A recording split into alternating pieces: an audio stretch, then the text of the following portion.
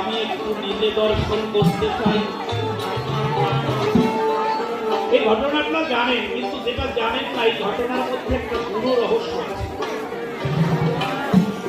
এই জন্য কথাটা বলতে। ভগবান কি করলেন? ছোট্ট একটা বর্ণের রূপ ধরে কর্ণের কাছে যায়, ডাক দিয়ে বলে কর্ণ কথা আছে।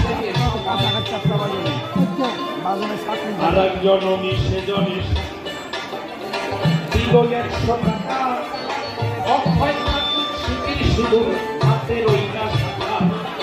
যতদিন থাকি আমার এ বিশ্ব ভুবনে